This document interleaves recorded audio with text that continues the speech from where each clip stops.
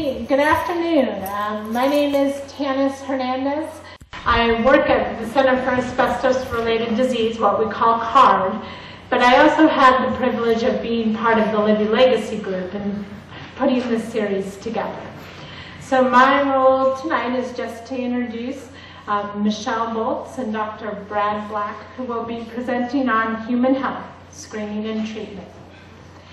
Michelle Boltz is a nurse practitioner who provides asbestos-related health screening and chronic asbestos disease management for local and long-distance patients. Michelle is part of 5 generations who have made Libby their home.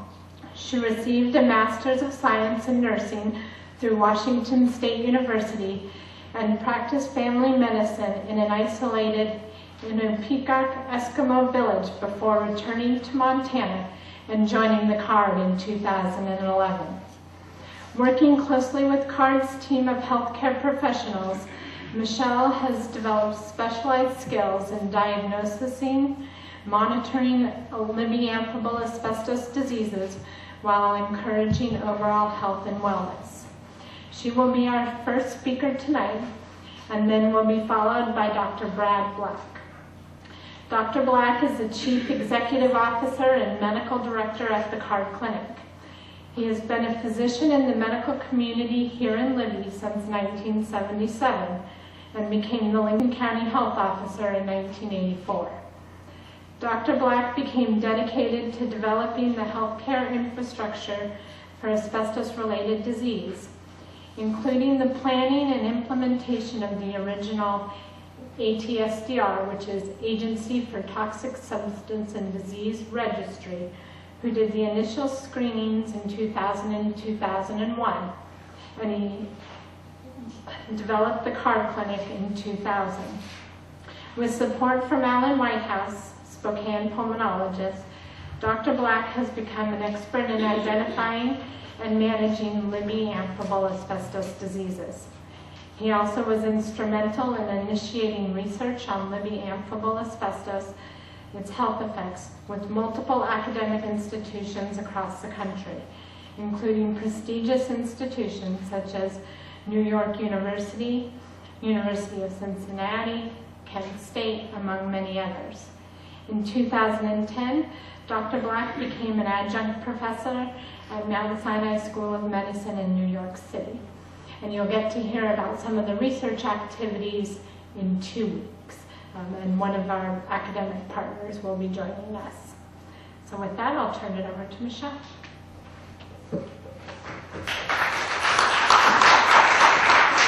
Thank you to Tanis for the introduction. And she didn't let me introduce Dr. Black, but I really wanted to. She mentioned he's been here since 1977. That was before I was born. As Tanis mentioned, I am a graduate of Libby High School. I graduated here in 1999, and my first position as a nurse practitioner after graduating was in Norvik, Alaska, where I did family practice there.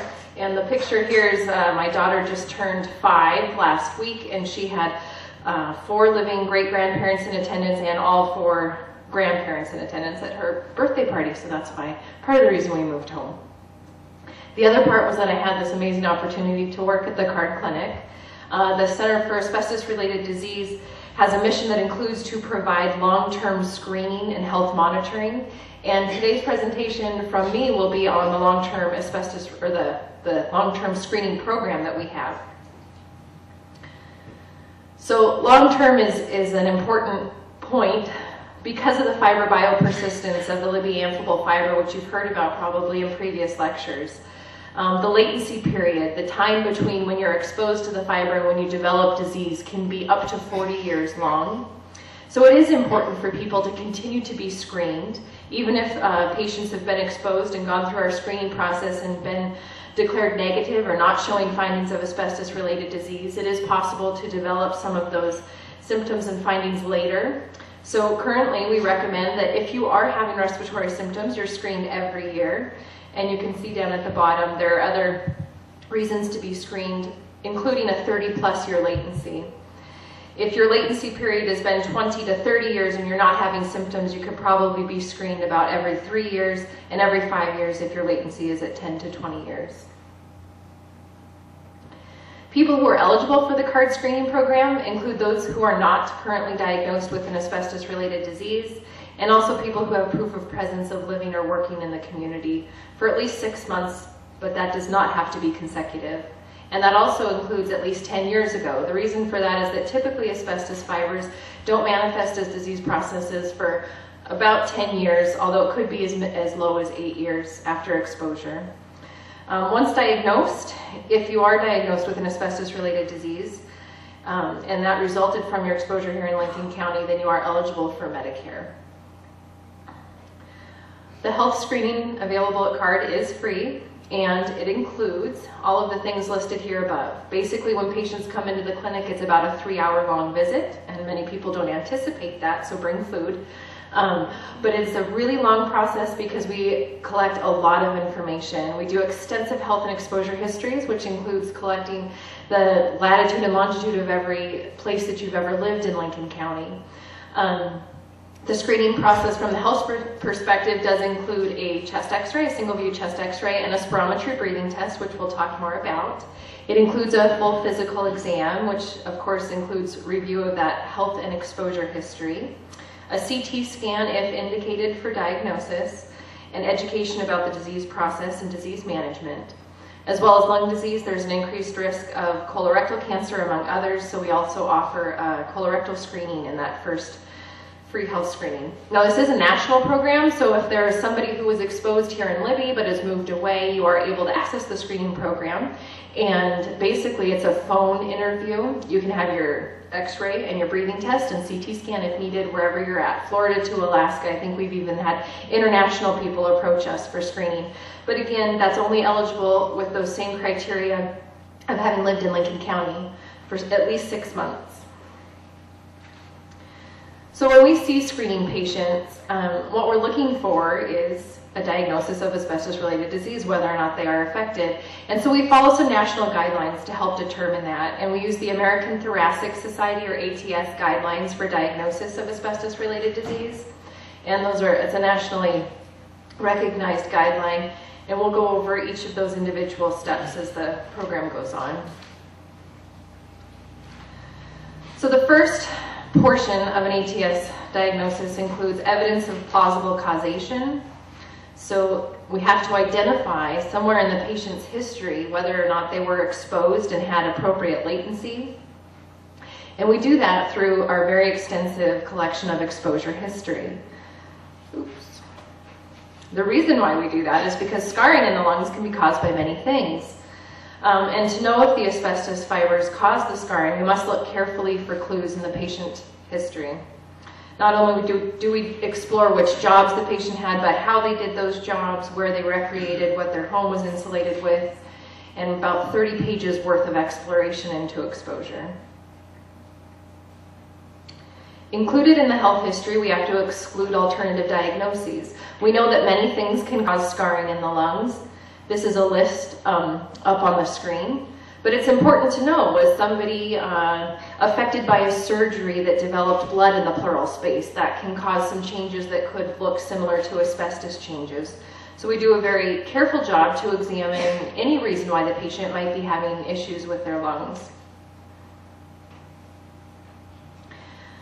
Along with this history, we have to talk to patients about their symptoms. And this really comes into play with the ATS guidelines of exclusion of alternative diagnoses. Obviously, shortness of breath could be related to things such as heart disease or even just general deconditioning. And it also can be related to lung disease. So it's important to really talk to the patient as a person and understand kind of their whole picture as a person. Chest pain can be related to many things: acid reflux disease, heart disease again, or also pleural disease. Respiratory infections can cause new symptoms, or they could really be underlying chronic disease symptoms. Fatigue can be related to inadequate oxygen exchange or something else. So really, it's very imperative to combine that kind of subjective patient information as well as the objective findings that we get off the breathing test and off the x-ray, and look at all of that together as a whole picture. We do a physical exam, and lung sounds may include crackles or wheezes or diminished or even normal lung sounds. We look for signs of heart disease with heart sounds and the swelling of extremities. That can indicate cardiac disease, but it also can indicate pulmonary hypertension, which can be caused by prolonged lung disease and cause symptoms such as shortness of breath. We look a lot for skin rashes and joint swelling, which may indicate autoimmune disease, which we'll talk a bit about later. Of course, we have to examine the nasal and the oral passages, all part of the respiratory system. Allergies and acute respiratory infections can cause symptoms, and we need to take a careful look at those. We screen for oral cancer, which is associated with tobacco use and most commonly occurs on the lateral edge of the tongue. And we also look for abdominal bloating and any kind of abdominal pathology that might be related to a peritoneal mesothelioma. So I had mentioned that asbestos fibers not only affect the lung, but we also know now that they can cause cancer outside of the lungs. So if you came into the CARD clinic, even if you had no findings in your lungs at all of asbestos-related disease, if you had the exposure history, if you had the appropriate latency, and you had one of these cancers, then you would be qualified for the medical benefits that are related to asbestos disease. So those cancers include the colon, the rectum, the laryngeal and pharyngeal areas, the stomach, the esophagus, and the ovaries. I mentioned that we do a functional assessment by spirometry, which is the breathing test. Now, the ATS guidelines say that a functional assessment is actually not required for diagnosis, but it is part of a complete evaluation. So oftentimes, patients come and they have very normal spirometry testing. But asbestos disease, as well as other lung diseases, can cause both obstructive and restrictive patterns, so we do assess spirometry. So obstructive lung disease is difficulty getting air out. And I listed the things that are most commonly associated with obstructive lung disease, typically COPD or emphysema, asthma, chronic bronchitis, or restrictive lung disease, which is difficulty getting the air in. And that's a little bit less common. It can be caused by other idiopathic pulmonary diseases as well as neuromuscular diseases. We assess diffusion, and that is the amount of oxygen being transferred from the lungs to the blood. And I know that Mr. Reckon shared a lot about that process. That's oftentimes the most sensitive way that we pick up on lung disease. When you go to the doctor and they measure your finger, or they put that thing on your finger that tells you you're breathing at 98 or 99%, that's actually your saturation. And that can kind of sustain for a long time and then drop off very quickly. Whereas this test that we do, the diffusion test, or DLCO, is much more sensitive on picking up early lung disease, and it will start to change much earlier in the disease process than that saturation that gets monitored on your finger. So spirometry kind of gives us these curves of normal, obstructive, or restrictive, but we really have to think to ourselves as normal and really normal, because there's a range of normal. Normal is considered anywhere between 80 and 100%, 120%, excuse me. We take the values that you blow when you take a deep breath. Are you moving 4 liters of air? Well, 4 liters of air doesn't mean much to me, so we compare it to other people who are your age, range, height, weight, and sex, and give us a percentage to think about. And normal percentages are anywhere from 80 to 120%. So somebody might come into the clinic and blow 90%. Well, that's within that normal range of 80 and 120. But what we don't know is maybe 3 or 4 years ago, you were actually normal at 120%. And now that you're at 90, you've lost about 20% of that functional volume. And you can actually feel very short of breath, typically with activities, even if your ranges of spirometry are within normal. So these tests are helpful as a kind of an initial look, but I always encourage my patients that they're most helpful when compared year to year to year to give us a picture of really what's normal for you. So a little bit about obstructive airway disease. I had mentioned that that is difficulty getting airway out of the lungs. Again, this is typical with COPD and emphysema, often caused by cigarette use, and then also asthma and chronic bronchitis. We see a lot of obstructive airway disease and asbestos disease as well. The pictures up here, this here is the alveoli, and we talked, I saw that Mr. Reckon talked to you a lot about the tubes of the air system, starting with the trachea and then going out to all the smaller bronchioles, and at the very end there's the alveoli, or the little air sac. And that is a picture here. It's very, very small, just 1 cell thick to allow for the transfer of oxygen from the lungs into the blood. So because it's so thin, it has to be supported by this structure of collagen fibers that kind of holds it. And then I say allows it to poof the air back out. So obstructive airway disease is difficulty with that, difficulty poofing the air back out of your lungs. Emphysema is an obstructive airway disease, and I show this here. This is a CT scan of the chest. So in the back, you have the person's spine. We're looking from the top of the head down, like a series of slices through the body, slices of bread.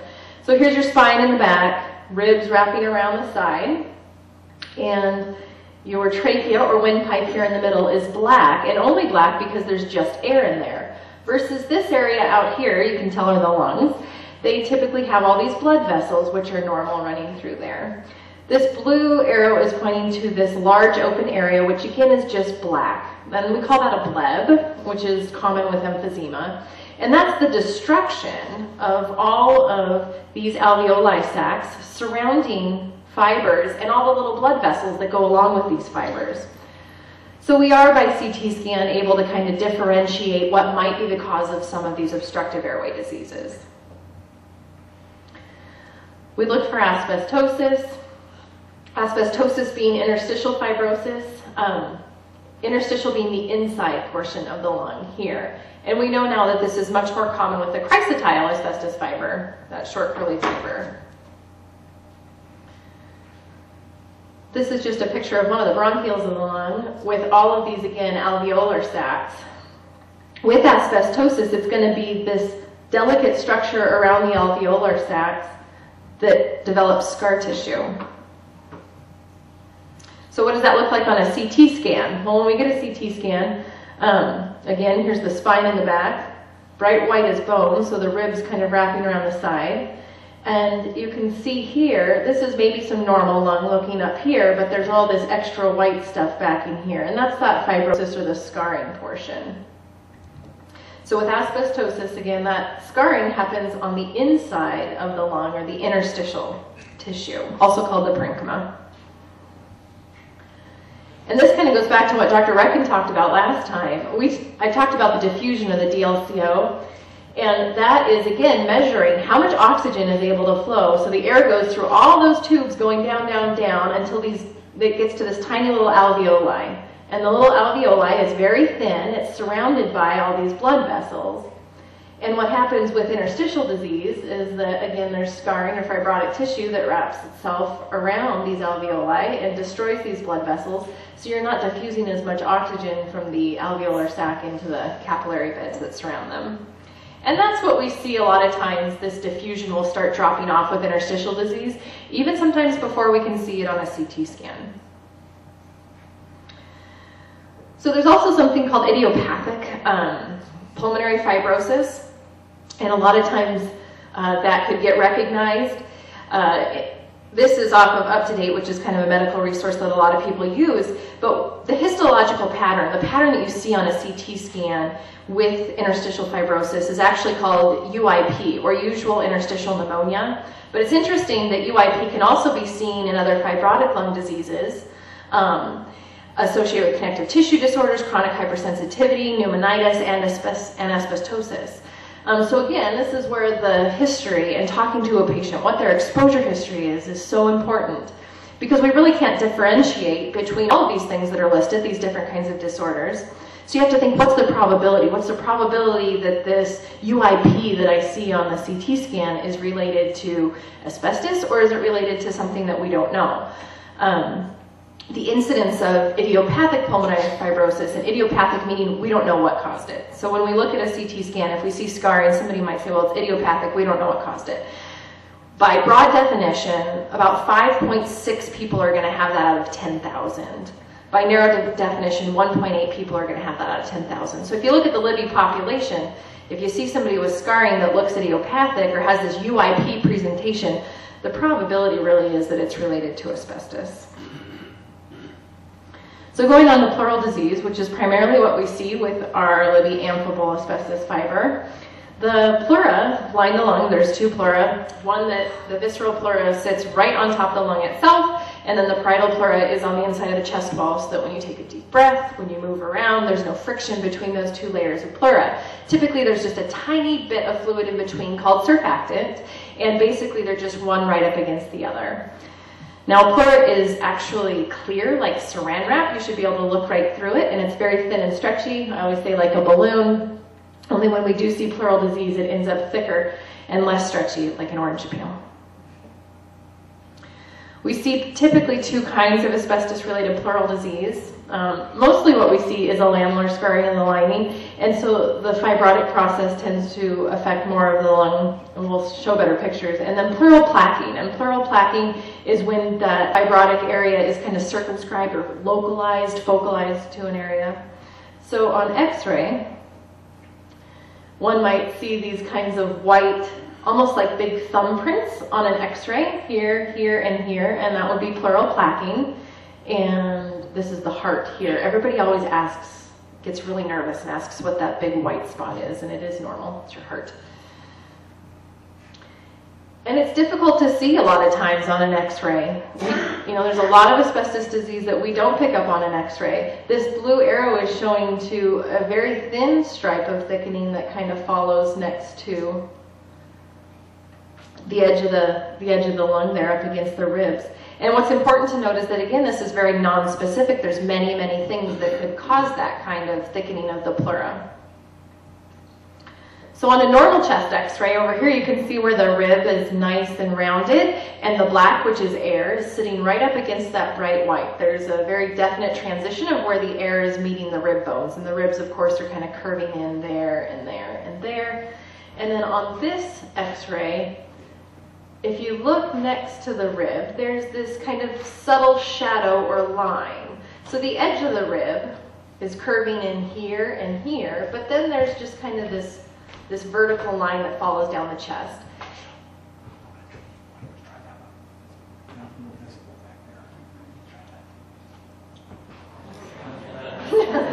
Okay. So the air inside the lung, right, is sitting right up against the rib bones. And over here, if you see this kind of stripe that just kind of lines the edge of the rib. Now, maybe pleural thickening, it might just be normal muscle shadow. It can be lots of different things. So B reading is what we used to use on X-rays like this. You take a standard chest X-ray, which would show you something like this, and it would go through a process called B reading. And our screening process at the clinic, why I bring this up, still uses this process of B reading. It has been used for a very long time in research, academics, and for epidemiological purposes. But really, it's not clinically sensitive enough to use as a diagnostic tool. It's not sensitive enough to say yes or no, there is or is not disease. B reading has a series of answers. You can, it's very gray as far as you can have a 0, or you can have a 1, or you can have 4 or 5 things in between. So it's really helpful for these kinds of things, but not really relevant in a clinical situation.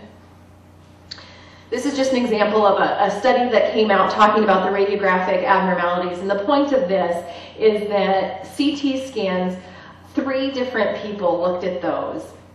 And they identified pleural abnormalities in 27, almost 30%, whose previous chest radiographs were classified as indeterminate. So this is just saying that the X-ray is a good tool, but it's not the best.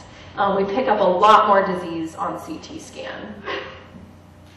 Many people who come through screening ask me questions about the risk of radiation from a CT scan, because we do know that in large doses radiation can cause serious tissue damage. Unfortunately, there's not a lot of good literature about the amount of radiation you'd be exposed to in just regular diagnostic processes. Most of these studies are based on really big exposures, and then they try to quantify those down to a regular diagnostic procedure. But the American Cancer Society does have some information out on the radiation exposure, and so I think of that, I like to talk to my patients about that in a lifetime risk, kind of comparatively to other things. So what's the risk from selected activities of everyday life per 1,000 individuals? So what's the risk you would die because of one of these activities per 1,000 people? Natural fatal cancer, 212, a motor vehicle crash, 11.9. Radon in the home is 3, and arsenic in the drinking water is 1. A chest CT scan is less than both of those, down at 0.5, but it is more than an X-ray at 0.05, excuse me. So yeah, a chest CT scan does expose somebody to more radiation than an X-ray, but it's still less than arsenic in the drinking water and radon in the home. Where you have to be careful is this is talking about one CT scan. So if you're getting multiple CT scans, it's something we need to be aware of. So what does a CT scan look like this? We already looked at a few examples, but I'm pointing out this normal transitional space. Again, this is bright white, the bone in the back with the ribs kind of wrapping around the side. This is your heart here in the middle, and here are all those blood vessels in the lungs. And this blue arrow is pointing to that transitional area where the air inside the lung is sitting right up against the bright white bone, and that's normal. Look at all these areas where it's hitting, you know, air to rib, air to rib, air to rib. Those are all normal. So what does diffuse pleural thickening look like on a CAT scan? Remember where it's like here is normal, black right up against white. Now watch where this kind of gray stripe lays over top of that rib there, and then in the back on this side across there.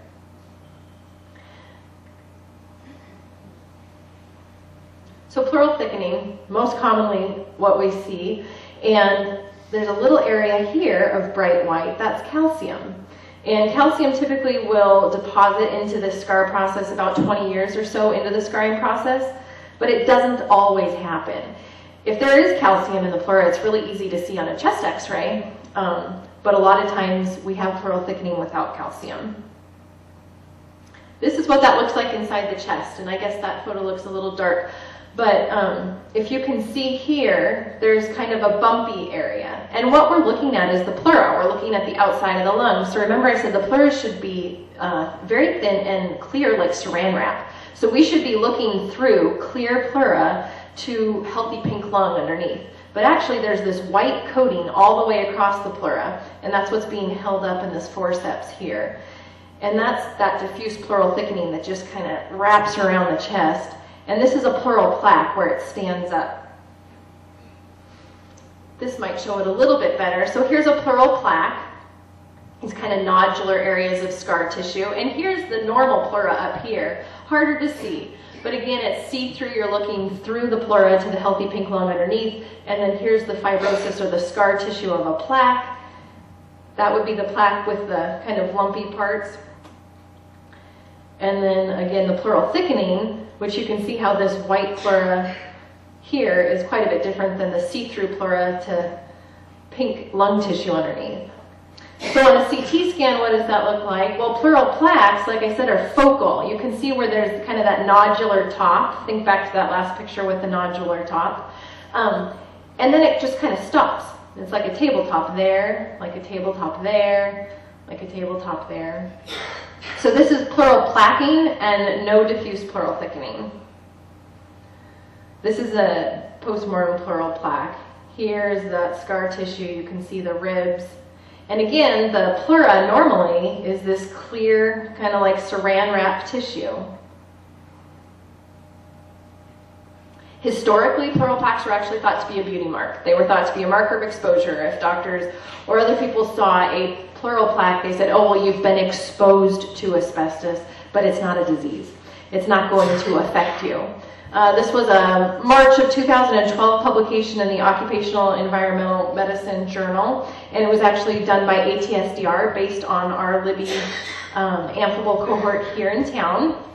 And they said there are associations between radiographic findings and spirometry in a community exposed to Libby amphibole. So the conclusion of their test, and this was based off of the 2000 and 2001 ATSDR data, is that in this large community-based screening cohort, restrictive spirometry is significantly associated with localized pleural thickening, so those pleural plaques. So this study is saying that physicians treating patients exposed to Libby amphibole should be aware that localized pleural thickening or pleural plaques alone may have functional consequences. Pleural plaques are not just a marker of exposure, they do cause functional consequences. One thing that we see a lot in our population as well is pleural chest pain. This is the pleura, and think back to kind of those nice saran wrap, thin, see-through membranes. this is obviously very inflamed. This is not an active bleeding process from the biopsy. This out here is little petechiae, or little just burst blood vessels kind of all over the pleura. And this is another example of the healthy pleura, and again, remembering that there are two layers of pleura. There's the layer that's right on top of the lungs, and then there's the layer that's on top of the chest wall. And so usually those can just normally kind of run over each other. But what we see in clinic at least, is that when you have an intense kind of pleuritis or inflammation of the pleura, instead of being that nice smooth transition back and forth, there can be a lot of inflammation, there can be a lot of almost scarring together of those two layers, and that can be associated with quite a bit of pain.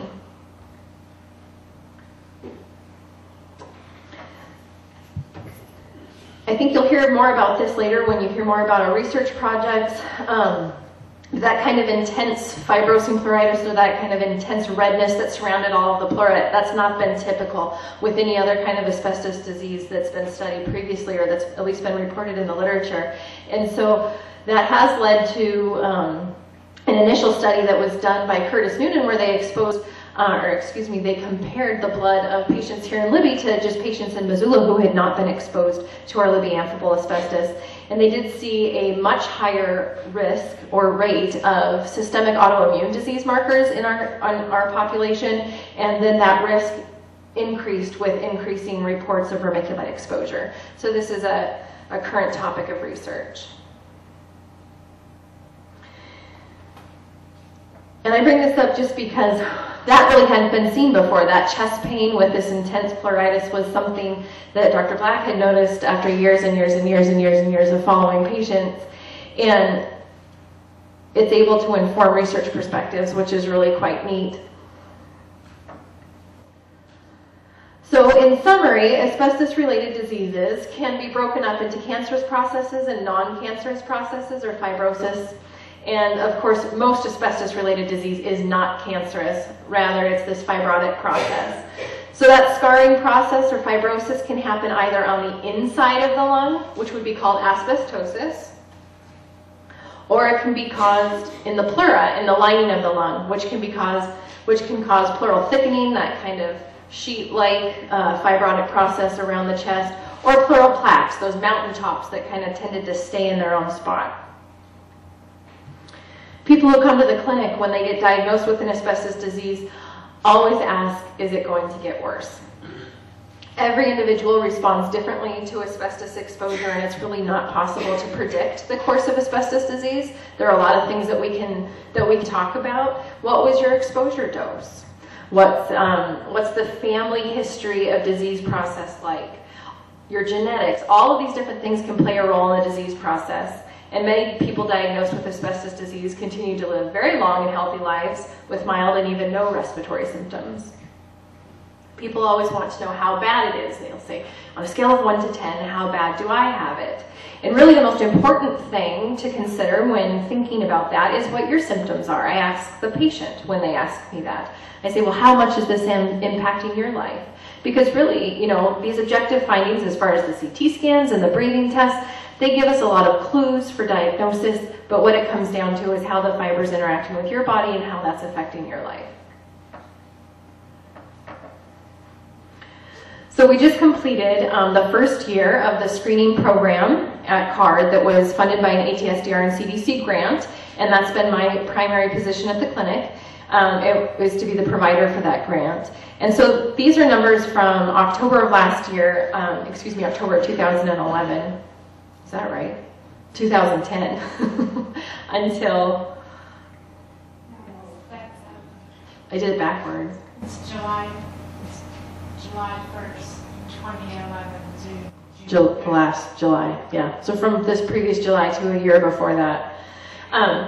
So during that time, we saw 672 new patients that came through the screening program, and we also saw 110 patients who had been through screening before, said, nope, it's negative, we don't see anything, and came back. So we did a total of 782 screenings, and of those screenings, 520 people decided to have a CT scan done, and of that 520, 355, or 68%, were positive for asbestos-related disease. So when you go back to our initial number of 782 screeners, 45% of the people who came to the clinic for screening that first year of the grant were diagnosed with asbestos disease. So who are these people that come in? 7% are less than 35, and almost 20% are less than 50. So combined 25%, or 27% are less than 50. 48% were between 50 and 64, and 65% were 26% were 65 and older. The point of this is that there's really quite a few younger patients that are now coming through and being screened. 75% of these patients lived in Lincoln County, and 25% lived outside of Lincoln County. In addition to those asbestos-related disease diagnoses, in our first year of screening, there were 3 cases of lung cancer identified. There were 4 suspicious lung masses that are still pending biopsy, 10 suspicious lung nodules, which have a follow-up scheduled within 3 months for further assessment, 3 thyroid masses pending diagnosis, 1 suspicious breast nodule, 1 suspicious liver mass, and 4 abnormal cardiac findings, such as aneurysm. Most of these were picked up on the CT scan. So this brings me back to my last slide of the presentation, which was also my first slide of the presentation. Because of the biopersistence of the Libby amphibole asbestos fiber, the disease latency period really can be as long as 4 years. So even if you've been into the clinic multiple times before and had negative screenings, we do encourage you to continue to be screened, not only for lung disease, but also for the colorectal cancer and other risks that we talked about. And I think that's it for me, and I'd be happy to answer any questions if there were any. Otherwise, it's Dr. Black's turn.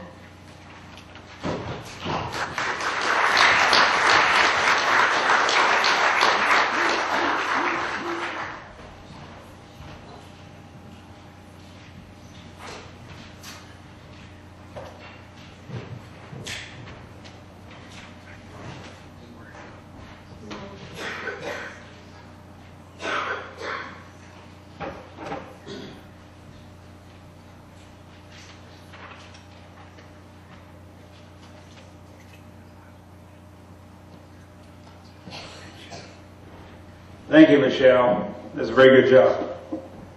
I trained her well, you know. No, she's been a great asset and has done a wonderful job at CARD, and we all appreciate her a great deal. So I'll try. She's covered a lot of areas, so it makes it easy for me. I'll talk about some of the health complications, and, but I would want to start out.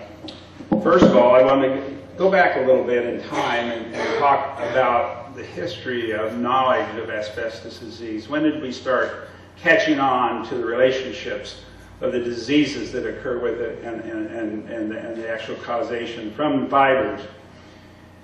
And so, yeah, I've got to go with my, oh, where are we going here? Oh, okay. There we go. So anyway, let's talk about just going back in time. And when we look back, I would go back to 1924, and actually the first paper published that demonstrated that there was an association with asbestos and asbestos-related diseases. And in 1925, the term asbestosis surfaced. And then going past that to 1930, there was a confirmation that the inhalation of asbestos dust causes a fatal disease. So then in 35, the possible relationship between asbestos and asbestosis and the development of lung cancer became apparent. And then you'll see going on to 1955, Richard Dull, you see there's finds that certain asbestos workers face a higher risk of contracting lung cancer than the rest of the population. And as you go from 1960 on up to 1964, that's good, thanks. Yeah. You see Dr. Selikoff at Mount Sinai, Dr. Sherd, Dr. Hammond demonstrate that insulation contract workers face a health hazard resulting from asbestos exposure. So what about 1969?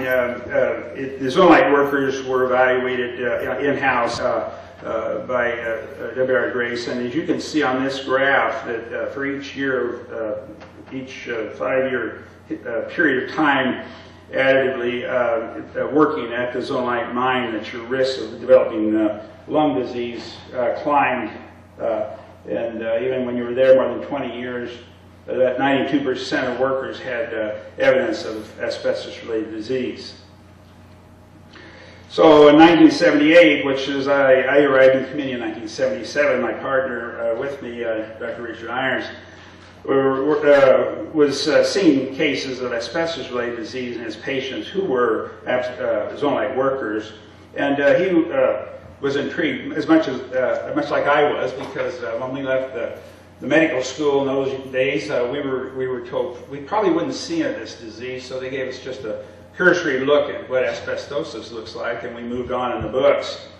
So when he saw this, he was amused enough to say, look, is this still a problem? And so he, in 1978, went to Cambridge to talk with Doug R. Grace to try to develop a more comprehensive screening program for zonite employees and family contacts. And then also his concerns were there also for the community at large for possible environmental exposures.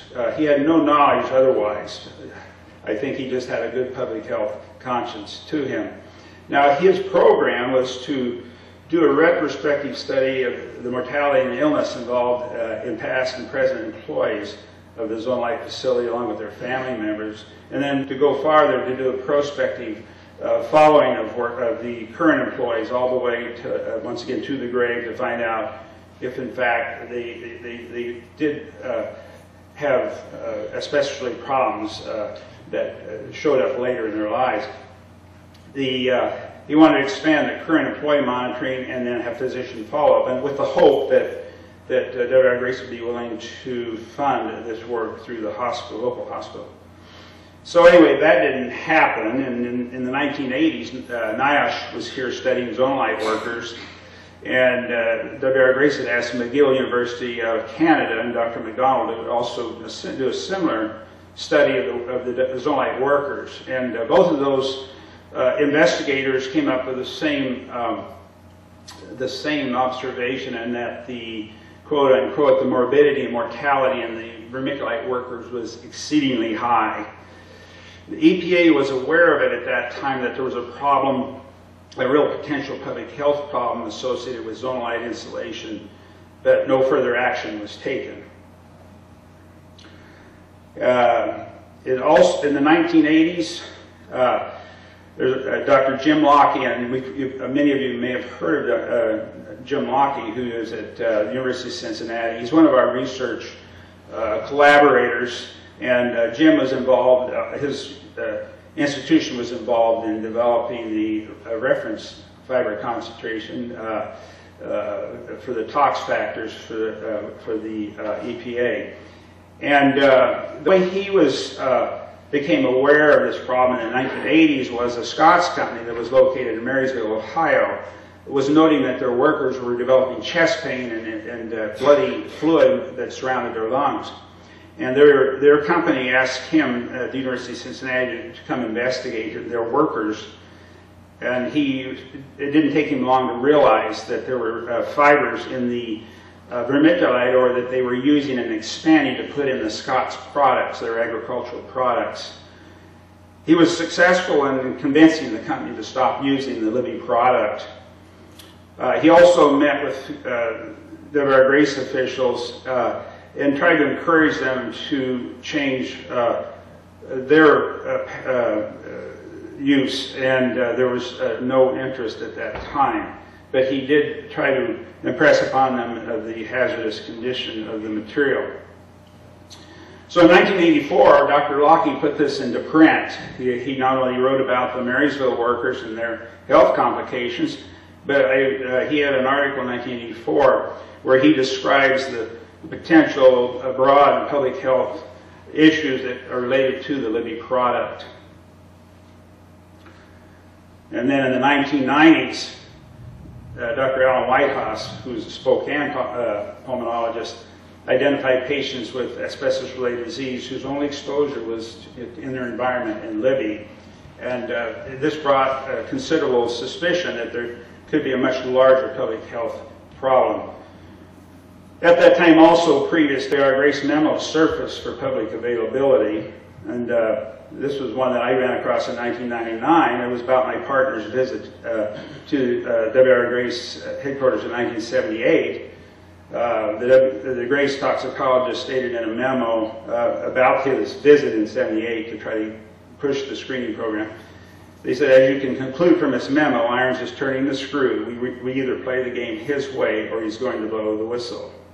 So there were a lot of people that had knowledge in the past, and it's spread around a bit there, as you can see. So anyway, what are the factors leading to adverse health effects? You know, we all have the common logic that, yeah, the more you get exposed and the more you breathe in, the more likely you are to get sick.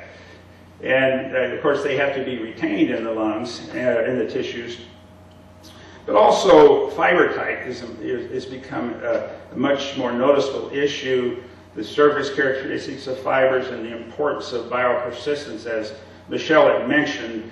Some fibers are persistent in our bodies for a lifetime, and there's other fibers such as chrysotile that have a shorter half-life and do break down and do reduce in concentration in our tissues. And then thirdly, genetic susceptibility cannot ever be left out of any type of environmental exposure, and it's very true in this population also that it has a significant effect on the ultimate adverse health effects. So here we are with Chrysotile Asbestos. Here's some attached to some muscovite, which is a common mica-like rock, as opposed to vermiculite, which is another type of mica-like rock. But you can see the nature of the crystalline fibers as being very, they even wave on their patterns, and you can see they're a flexible fiber. And when they're shaken loose, they have this, they just look like almost like a cottony thread fiber. And that's the most commonly used form of asbestos, called chrysotile. It's used in over 95% of industrial applications. And then, of course, here's the Libby amphibole, a much different looking rock. And its fibers look like this, a much more rigid looking, straight type of fiber. Once again, it's formed in bundles. And the difference here is these ones that are curly like this, the chrysotile, they break down in the system. Their half-life is on the order of months.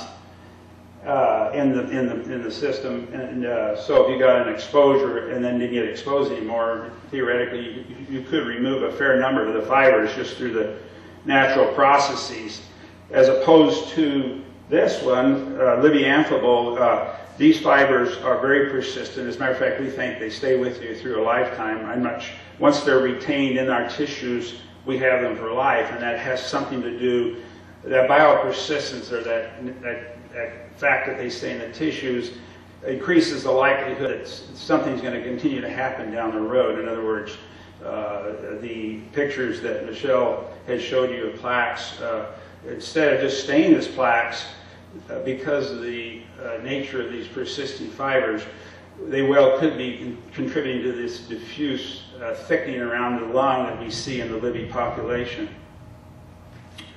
So this is another picture just showing how fibers wander into the lungs and get out in the air sacs. And they'll deposit anywhere along the bronchial tubes, and usually the smaller bronchial tubes, and all the way out to the alveolar sacs. And then we don't know exactly how they go from the alveolar sacs, but they manage, probably through the lymph system, they managed to get through the lymph fluids out into the pleural membrane. That's the thin, whitish appearing, glistening type of cover or lining on the lung. And so the fibers have an affinity for the pleural tissues, and nobody knows why, but they seem to like to get out there and lodge out there with the pleural cells. So anyway, here's always, this is what really I would like to talk a bit about is the confusion of asbestos or other environmental toxins is that in an exposure there's quite a variability in response Now some toxins have a very narrow variability. That is, everybody that gets exposed gets sick an hour later, and most of them have a pretty moderate, miserable disease. But there's not a lot spreading out very far. In other words, there's not just very mild symptoms, and not real severe ones. Most everybody has a very similar response. Well, with that, with asbestos, we see a wide variable response to a dose. So if you what this shows here is this right along here shows the health response to the same dose. Everybody in this population, say 10,000, got the same dose of a toxin, whether it's asbestos or otherwise. And so you'll see on this end there's mild all the way up to severe, and this on this vertical portion of the graph shows the number of individuals that fall in that category. And you can see that on the low end there's people that are minimally or very mildly affected by that same dose. You have about the middle 50% seem to fall, have somewhat of an average effect, and then you have people on the other end, another 25%, that are highly sensitive and get very severe health outcomes from the exposure to the same amount of material that the other folks got exposed to. So this is really try to help people understand that there's a bit of luck in this whole thing about getting exposed and getting sick, and you can thank your genetics if you're feeling pretty good and you've hung around this place a long time. So what are the symptoms? I think Michelle talked a little bit about that. Of course, we see people short of breath, and you tell that right away on inclines and stairs, and people notice that right away when they have to stop, can't get to the top of the stairs. And if they're hunting, frequently they're stopping every 50 feet, and so very common symptoms. And believe it or not, one of the big ones we get is wheezing. Almost everybody's, shouldn't say everybody, but a high percentage of people show up thinking they have asthma. They wheeze, they get bronchitis, they can't get rid of coughs after colds. They basically, they frequently get labeled asthma or COPD. Because they act just like it. They get thoracic pain. I don't say just chest pain, thoracic. That is pain in the front of the chest and also in the back where the pleural scarring is going on and the inflammation. The pain can get quite severe and incapacitating and impairing. And we have to deal with that fairly often. And usually it goes along with fairly rapid scarring within the chest cavity. Regular coughs can be a very big problem, and it's very common also to get a thick, tenacious sputum production. Michelle mentioned this, but what our most common biologic response we see are these is this thin diffuse pleural thickening. I won't labor on that, and this is just another picture showing how the black area, when pleural thickening thickens enough, it literally puts pressure on the lung and actually compresses the lung itself, making it less efficient, and the patient more short of breath. And there's that picture again she had showed you, and that's just a little layer of it right there. You can see how thin it is. And you can see as this coats the chest wall, how difficult it would be to pick up on a chest x-ray. It's a very thin sheet. Unless you know what you're looking for, it's very, very challenging to see this unless you look at quite a few of these images. Now this is one she showed you, and I think she showed you the plaques, the very large areas like that, and then that stand out like sore thumbs. But remember, those are in the lining of the lung and not in the lung. It's just that with an X-ray, you're taking an image of everything from the front of the chest to the back.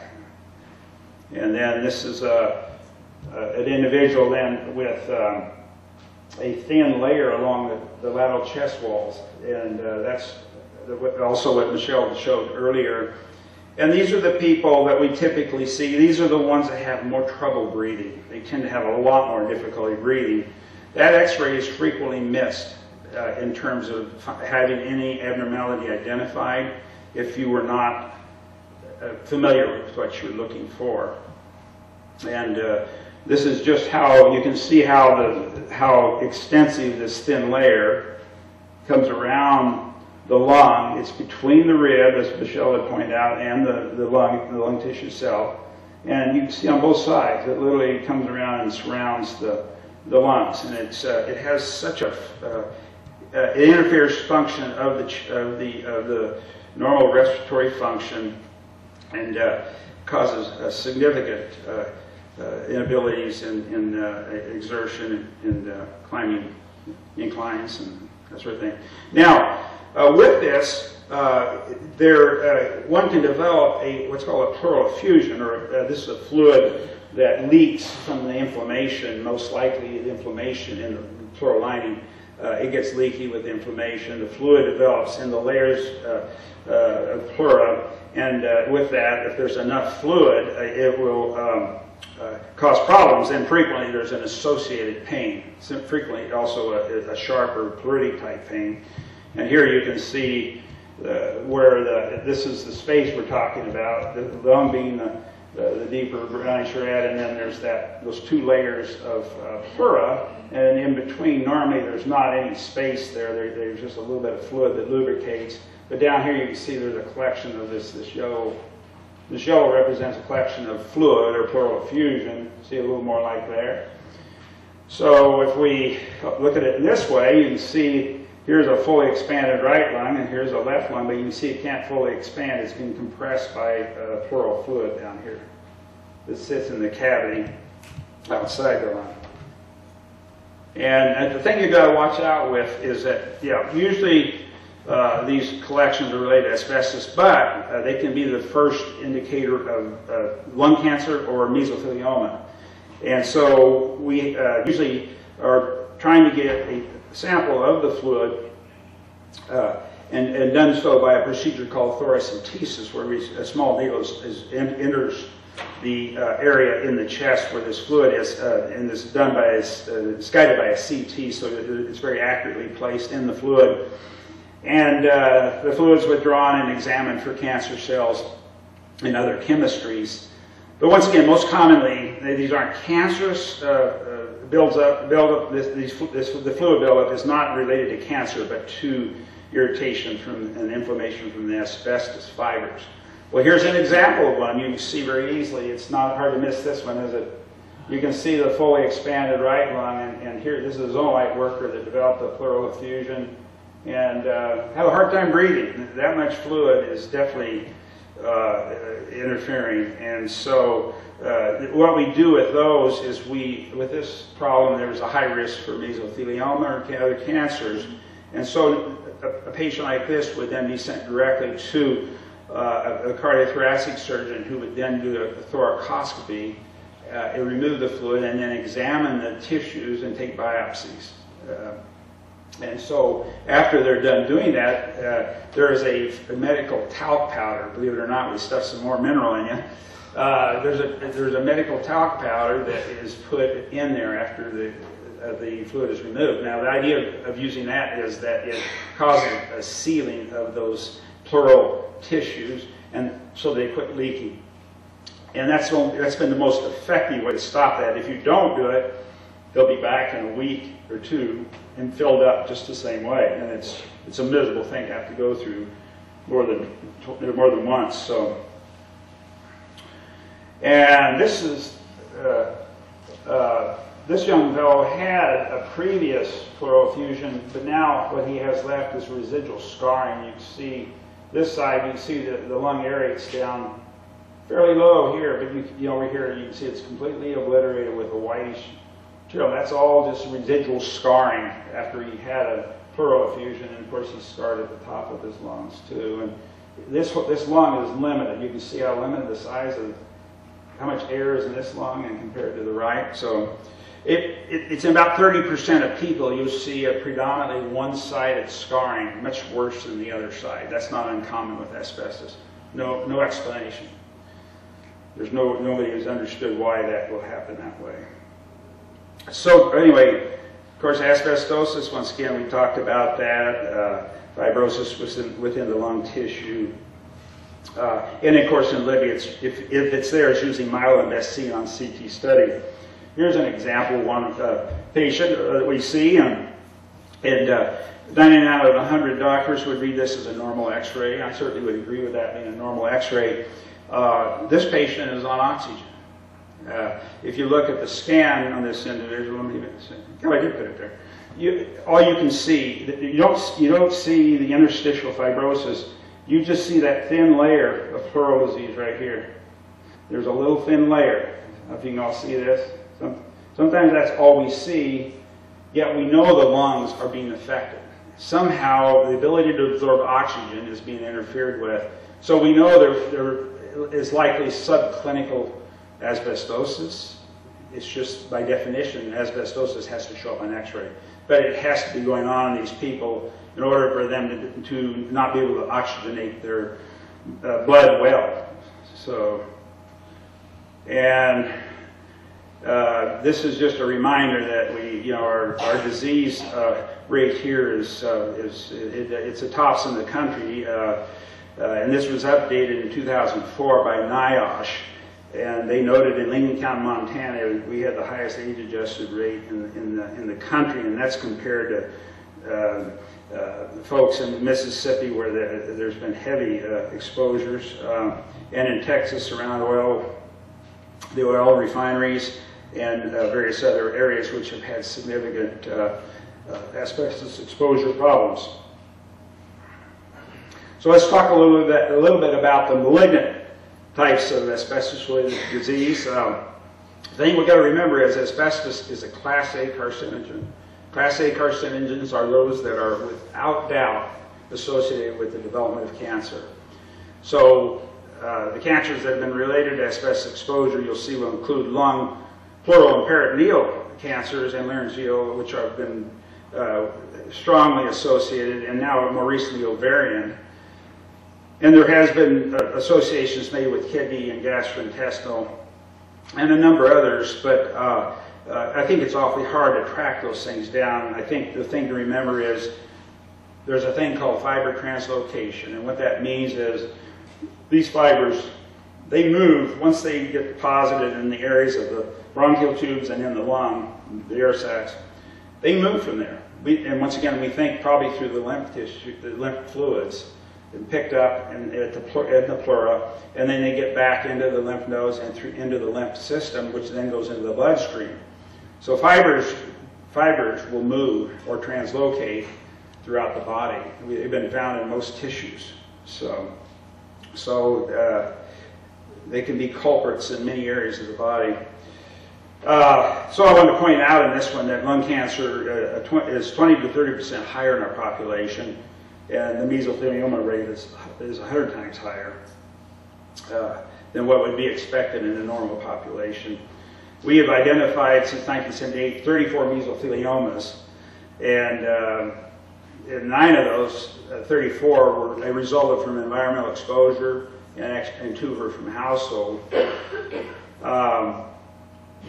And that's 100 times the frequency seen that would be expected to be seen in a population of this size over that time frame.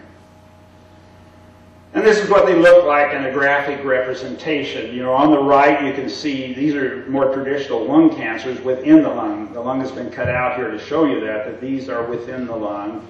And these are common cancers. You see these cancers with smoking, you see them with asbestos, or asbestos and smoking. Anyway, they all are very, either one of those agents, smoking particles or asbestos causes the same types of cancers.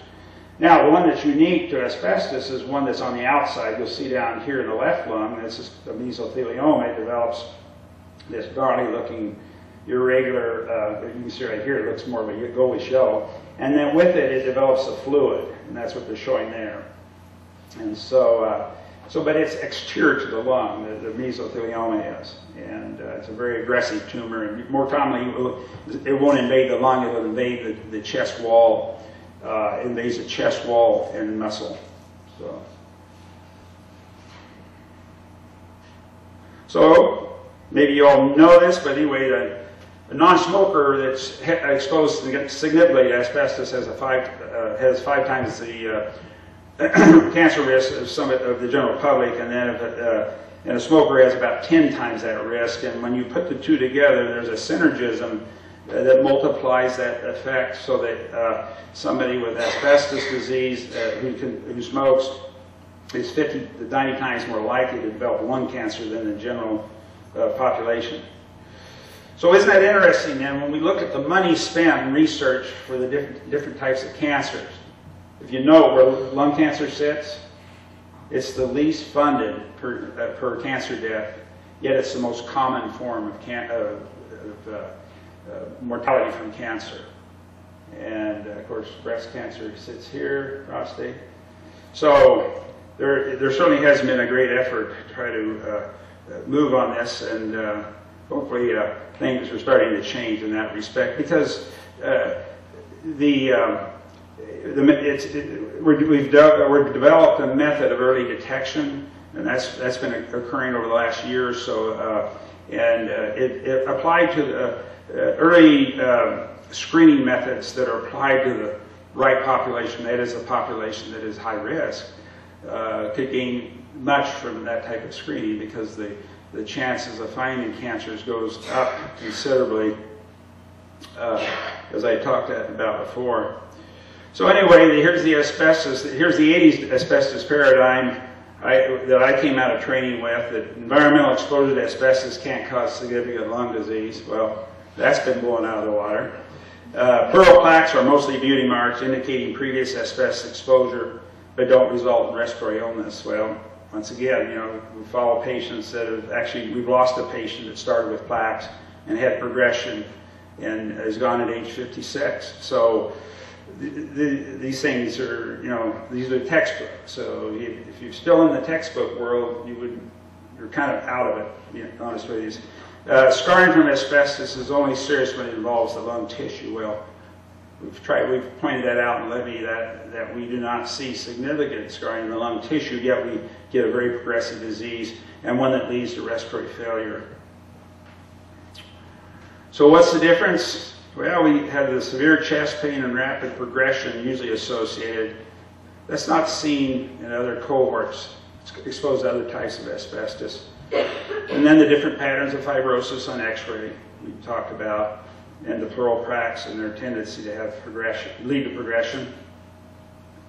So the question is, could Libby disease have an autoimmune mechanism related to it? In other words, is it another mechanism that's not present in other types of asbestos disease? Maybe these fibers are triggering something in the body a bit different and causing a more severe disease as a result.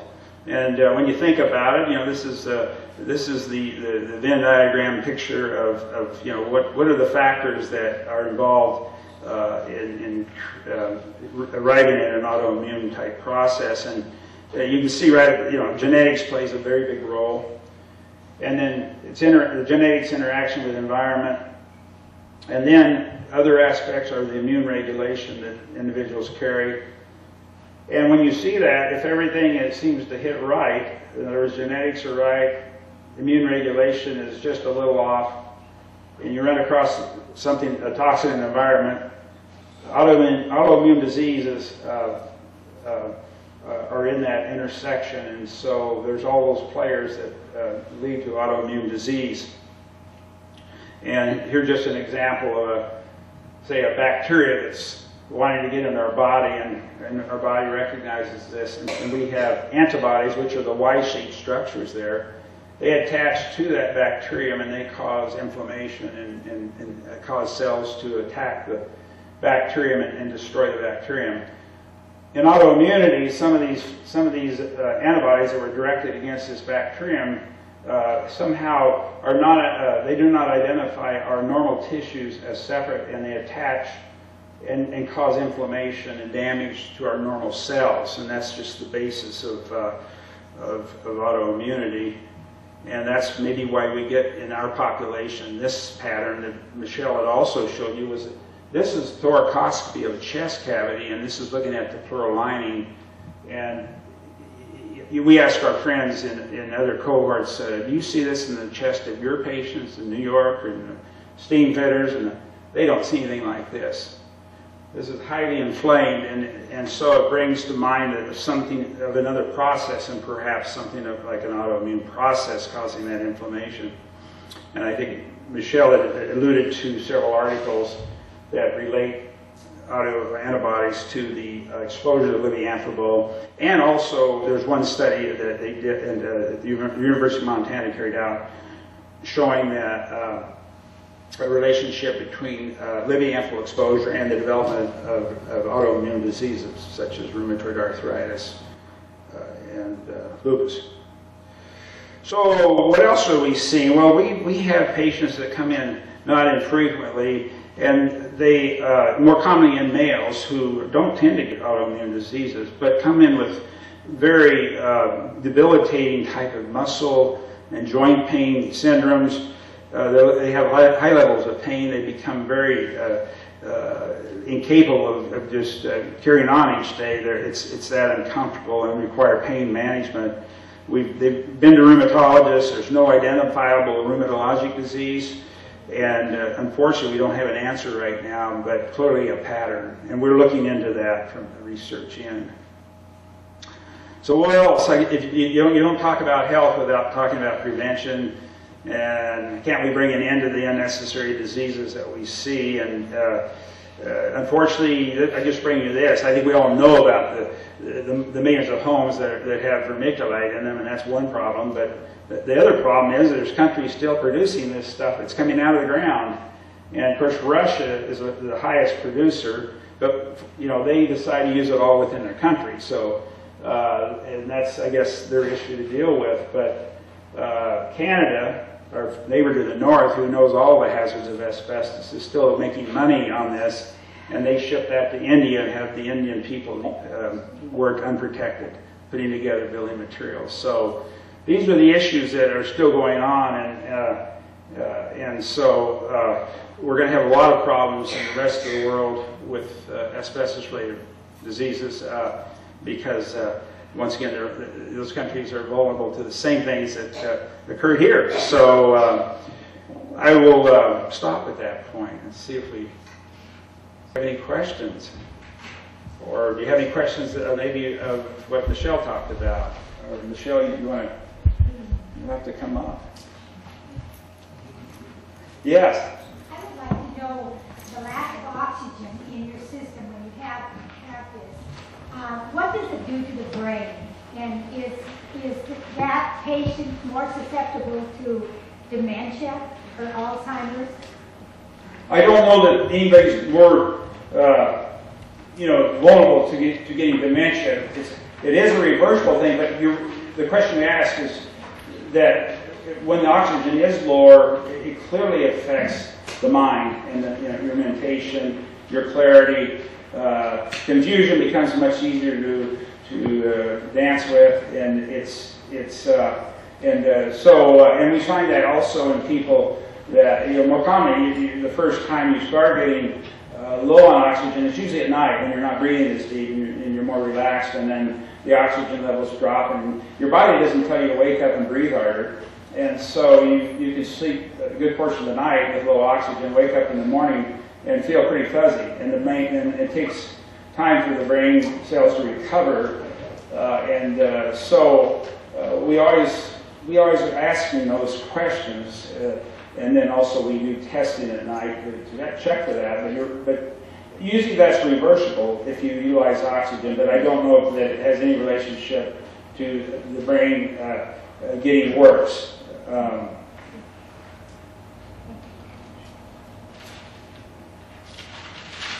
Any other questions? Yes, sir. Some of the research is being done in Hawaii. Could you relate a little bit about that? Some of the effects of the diffusion. And so I believe it's the doctor there in Hawaii at the Hawaiian Institute that's working with the asbestos-related issues associated with the diffusion and how it affects different cells and how cancer and the effects that cancer has on the body, trying to slow that process down by protein synthesis. Yeah, I'm not sure who. You know somebody at the University of Hawaii that's working on this? I believe so. Yeah, I'm not familiar The with protein that. synthesis and the effects it has on the cellular structure, on the metabolic rate, trying to stop that process of the cancer spreading throughout the body. No. No, I'm not familiar with that. I can talk about it afterwards. But... Yes. Do you have some examples of some of the very low exposures where you have people that have diagnosis? I do have that one on there I showed you is a very low exposure. See if I can find it. Yeah, the one on here is.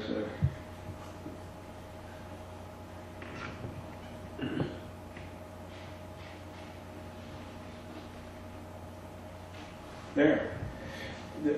This was a young man that grew up in Troy, and he played by the railroad track, and he lived in Troy till age 18, and that was mainly what he'd done. But he'd go out and watch the trains go by on a regular basis after school. He lived just a block or so from the track, and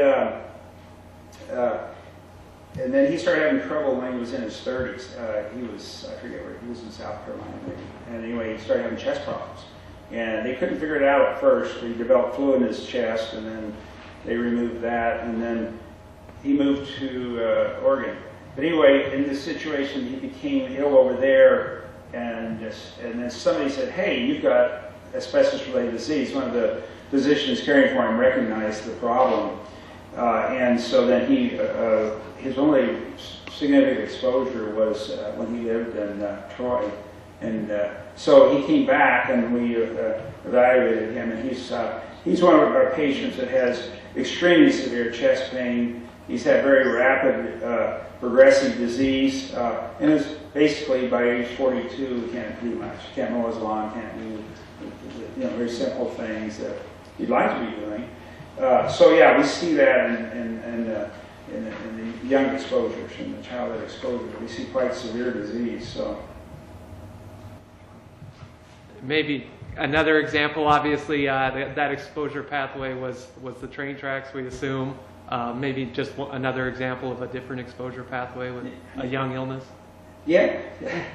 You probably have a lot, huh? Yeah, but the railway was a significant problem. Of course, a lot was shipped by the rail. And I think early on, maybe in the earlier days, it wasn't covered. But then later on, it was shipped in boxcars. But they leaked, and the materials were on the ground in Troy and that sort of thing. And so there was access to the material along the tracks, and I think they were a common source. Maybe another example, Nakia, would be. Recently through screening there was someone diagnosed who was a track coach, and that was only for about 6 or 7 years. So they were a track coach in Troy for maybe it was a bit longer, about 10 years, in the late 80s to early 90s. And their primary exposure was being in the school systems and then being in the track.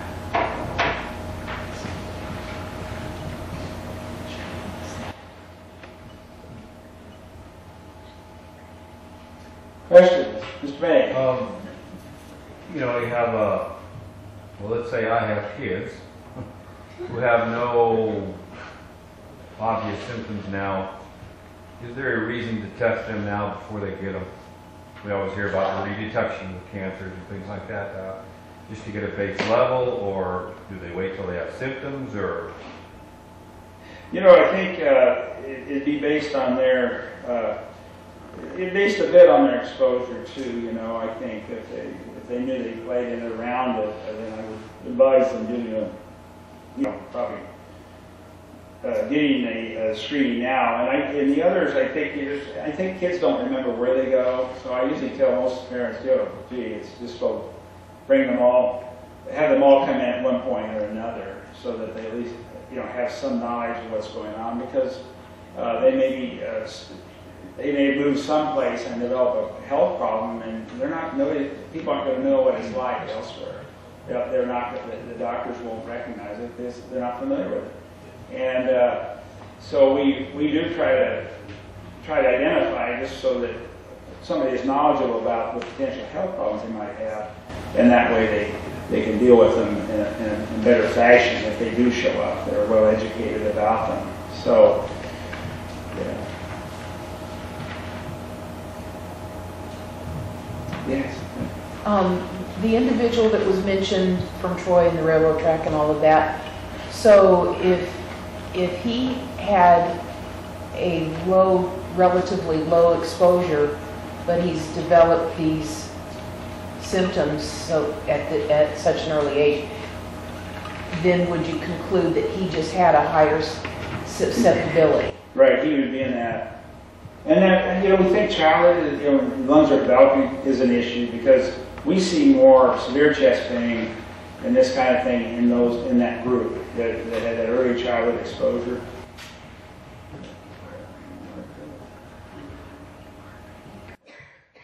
Yeah, so anyway, so where are kids, are kids going to be, are they going to be in setting differently because of age? I mean, age is another factor. This is assuming you've got a similar age population that was exposed to the same dose of toxin.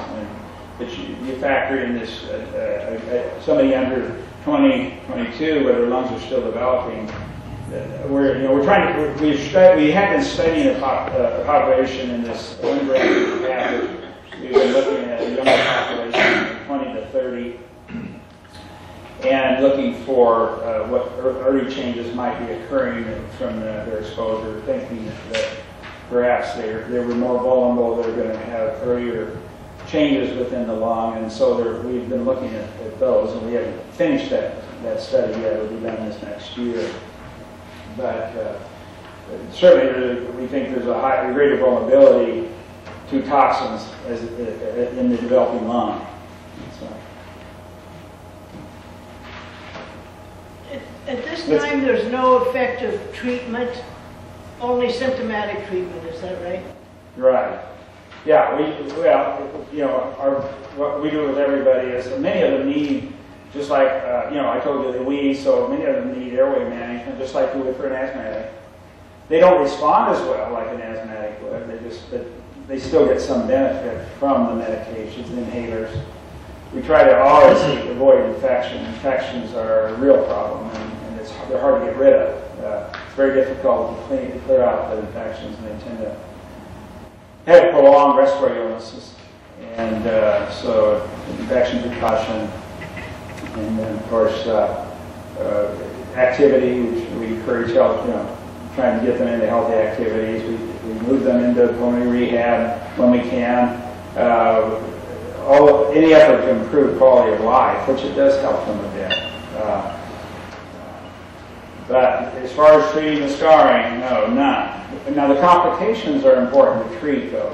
If they develop fluid in the chest, and if there's sufficient fluid there, it not infrequently will lead to a significant loss of lung function. So it's worth removing that fluid, larger amounts of the fluid, and putting in a towel to dry it up in there, and you can preserve lung function better that way. So there are interventions you can make. You can't change the scarring process, but you can make. You do have places you can help their lives and improve their quality.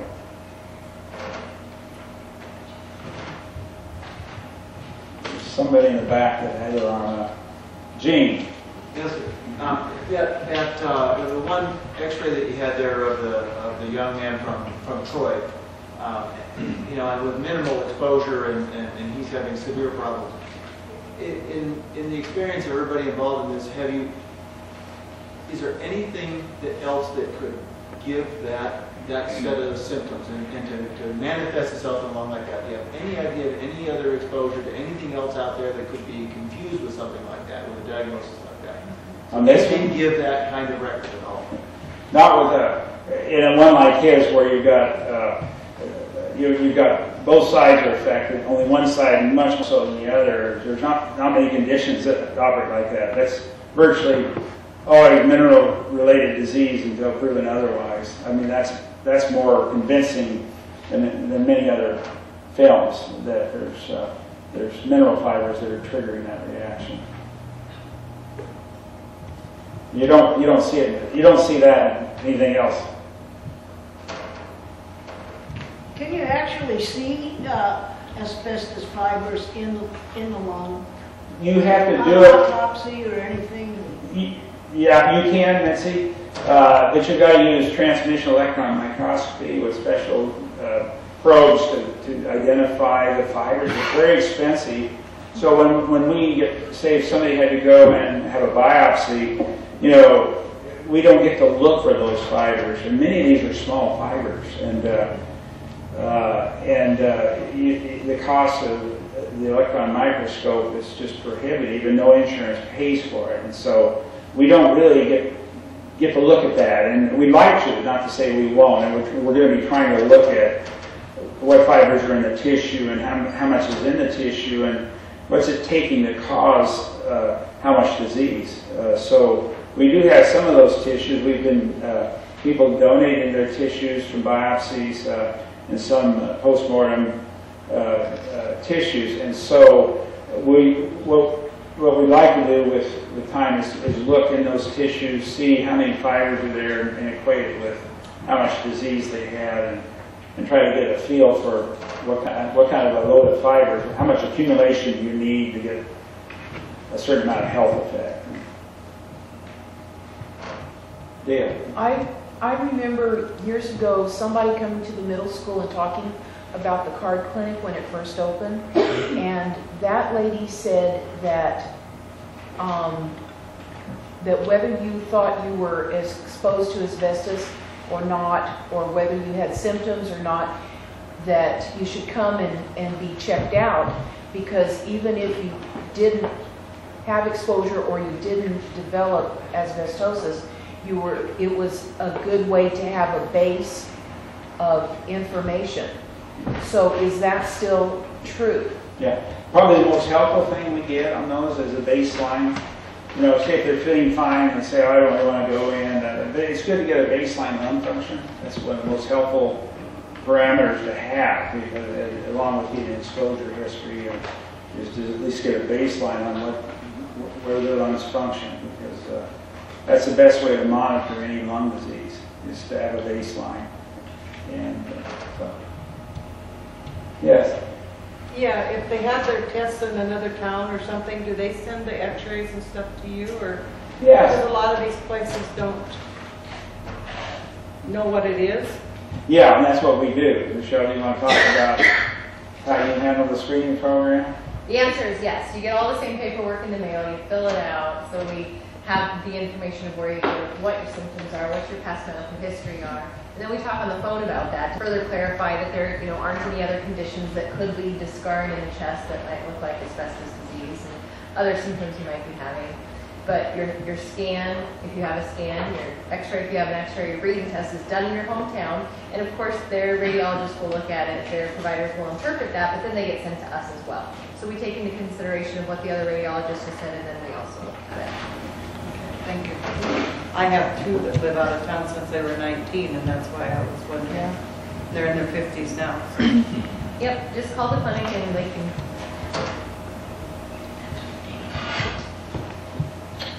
Any other questions? Thank you very much.